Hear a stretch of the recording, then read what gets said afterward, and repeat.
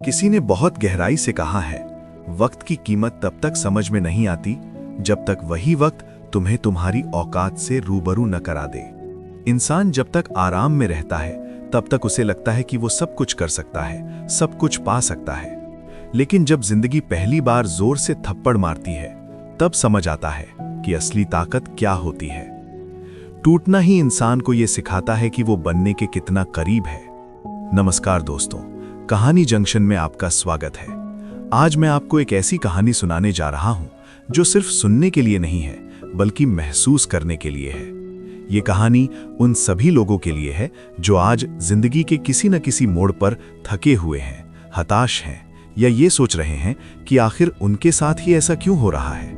क्या आपने कभी किसी बड़े क्रिएटर, किसी सफल बिजनेसमैन या किसी महान खिलाड़ी को देखकर ये सोचा है कि ये लोग इतने ऊंचाई तक कैसे पहुंचे? क्या इन्हें सब कुछ आसान रास्ते से मिल गया? क्या इनकी जिंदगी में कभी दर्द, असफलता या अपमान नहीं आया? अगर आप ऐसा सोचते हैं तो सच्चाई इससे बिल्कुल उलट है। हर महान इंसान के पीछे संघर्ष की एक लंबी कहानी होती है, ऐसी कहानी जो अक्सर दुनिया को दिखाई नहीं देती। आज की ये कहानी उसी अदृश्य संघर्ष की सच्चाई को सामने लाती है। ये कहानी है एक मूर्तिकार की, लेकिन असल में ये कहानी आपकी और मेरी है। बहुत समय पहले की बात है। एक छोटे से गांव में एक नौजवान मूर्तिकार रहता था। उसके पास न कोई बड़ा नाम था, न कोई पहचान, लेकिन उसके हाथों में हुनर था और दिल में एक ऐसा जुनून जो उसे हर रोज नई उम्मीद के साथ जगाता था। वो साधारण पत्थरों में भी ईश्वर को देखने की कला जानता था। उसका मानना था कि भगवान कहीं बाहर नहीं होते, वे हर पत्थर के भीतर होते हैं। बस जरूरत होती है सही चोट और सही धैर्य की। उसकी जिंदगी आसान नहीं थी। कई बार उसे काम नहीं मिलता, कई बार लोगों ने उसका मजाक उड़ाया। कुछ लोग कहते, अरे पत्थर तोड़कर क्या मिलेगा? तो कुछ कहते, इससे पेट नहीं भरता।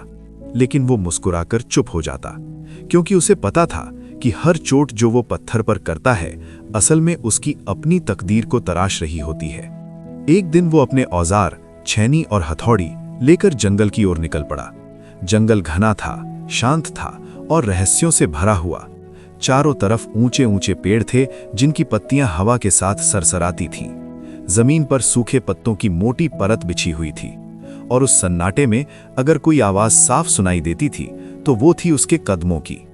चलते चलते उसकी नजर एक विशाल पत्थर पर पड़ी। पत्थर बहुत मजबूत था, भारी था और देखने में बिल्कुल साधारण, लेकिन मूर्तिकार की आंखों ने उसमें कुछ अलग देखा। उसने सोचा, शायद इसी पत्थर के भीतर कोई देवता कैद है जो बाहर आने का इंतजार कर रहा है। वो वहीं रुक गया। उसने अपना झोला जमीन पर रखा, गहरी सांस ली और अपनी छैनी हथौड़ी को मजबूती से पकड़ लिया। जैसे ही उसने पत्थर पर पहला वार किया, कुछ अजीब हुआ। पत्थर से मानो कराहने की आवाज आई। आह, रुक जाओ, मुझे मत मारो, बहुत दर्द हो रहा है। मूर्तिकार चौंक गया। उसने हथौड़ी रोक ली। पत्थर पर बस एक हल्का सा निशान पड़ा था, जैसे किसी की त्वचा पर छोटी सी खरोंच। पत्थर फिर गिड़गिड़ाने लगा। मैं ये दर्द सह नहीं सकता, प्लीज मुझे मेरे हाल पर छोड़ दो, मैं ऐसे ही ठीक हूं। मूर्तिकार का दिल पसीज गया। वो असमंजस में पड़ गया। उसने सोचा, अगर पत्थर खुद नहीं चाहता तो मैं जबरदस्ती कैसे मूर्ति बना सकता हूं। कुछ पल वो वहीं खड़ा रहा, फिर धीरे से उसने अपने औजार नीचे रख दिए। भारी मन से उस पत्थर को वहीं छोड़कर आगे बढ़ गया। उसके कदम भारी थे, मन उदास था और दिल में एक अजीब सी टीस थी। थोड़ा आगे चलने पर उसे एक और पत्थर दिखाई दिया। ये पत्थर पहले वाले जितना बड़ा तो नहीं था, लेकिन उसमें एक अलग ही मजबूती थी। उसकी सतह खुरदुरी थी, जैसे उसने पहले भी बहुत कुछ सहा हो। मूर्तिकार ने उसे देखा और सोचा, चलो एक बार और कोशिश करते हैं। उसने फिर से छैनी हथौड़ी उठाई और पूरे ध्यान से पहला वार किया।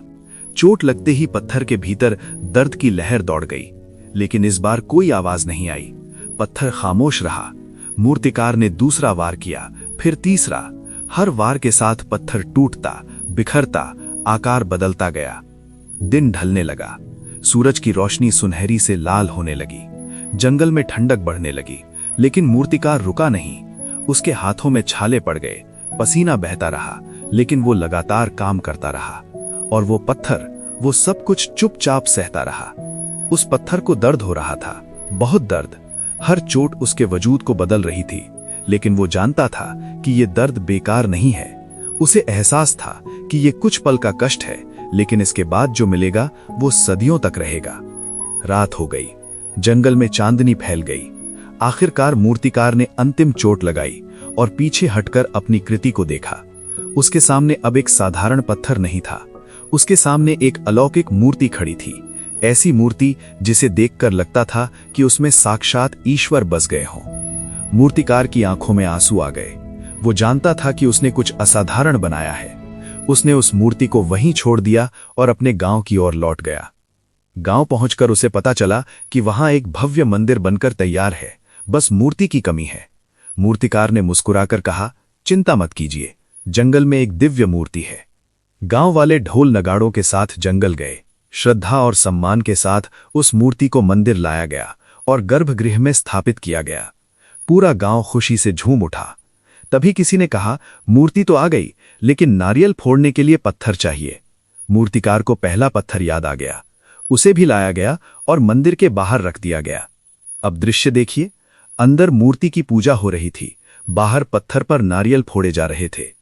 रात में बाहर पड़ा पत्थर बोला, तू कितना भाग्यशाली है। अंदर से मूर्ति ने उत्तर दिया, शुरुआत हमारी एक जैसी थी, फर्क बस इतना है कि तूने दर्द से भागना चुना और मैंने उसे सहना। दोस्तों, यही जिंदगी का सबसे बड़ा सच है। जब तक हथौड़े की चोट नहीं पड़ती, तब तक पत्थर भी भगवान नहीं बनता। ये कहानी पत्थरों की नहीं है, हमारी है। जब मुश्किलें आए, समझ लेना कि जिंदगी तुम्हें तराश रही है। बस डटे रहो, भागो मत।